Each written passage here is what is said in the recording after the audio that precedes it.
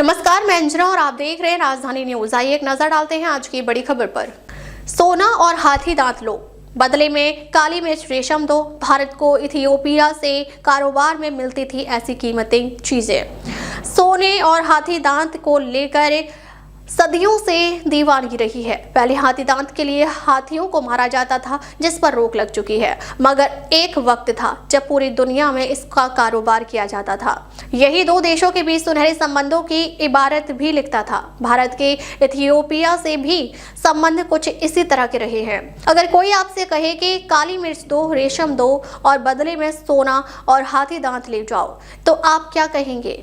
आप शायद कहेंगे कि शायद बुद्धि फिर गई है, तभी ऐसी बातें कर रहा है। मगर ये सब एक जमाने में हकीकत हुआ करती थी, जब भारत के मसालों, खासकर काली मिर्च का पूरी दुनिया में बोलबाला था और इनके लिए दुनिया भर के कारोबारी समंदर पार करके भारत पहुंचते थे। वह काली मिर्च की खातिर सब कुछ लौटाने को तैयार रहते थे।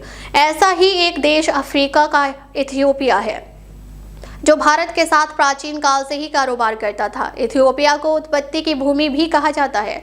बात इथियोपिया की इसलिए की जा रही है क्योंकि प्रधानमंत्री नरेंद्र मोदी सोमवार से 3 देशों जॉर्डन, इथियोपिया और ओमान के दौरे पर हैं।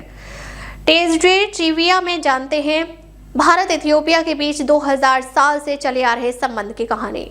लाल सागर से होता था कारोबार। भारत और इथियोपिया के बीच व्यापार 2000 साल से भी पुराना है, तभी से इनके संबंध भी हैं। हॉर्न ऑफ अफ्रीका का यह देश इथियोपिया के संबंध बेहद अहम रहे हैं। IndiaEmpire.com पर छपे एक लेख के अनुसार इथियोपिया को प्राचीन काल में अबिसिनिया कहा जाता था। यह अफ्रीकी देश एक वक्त में हाथी दांत का बड़ा महत्वपूर्ण सोर्स था। ये वो समय था जब लाल सागर और हिंद महासागर के जरिए होकर भारत और अफ्रीका के व्यापारी कारोबार किया करते थे। यहाँ भारतीय व्यापारी मसालों यानी जैसे काली मिर्च, रेशम के बदले में इथियोपिया से सोना और हाथी दांत का आयात करते थे, खासकर 16वीं शताब्दी और उससे पहले के समय में, जब लाल सागर और हिंद महासागर के जरिए व्यापार फलता फूलता था। हालांकि इसमें कुछ अवैध व्यापार भी शामिल था।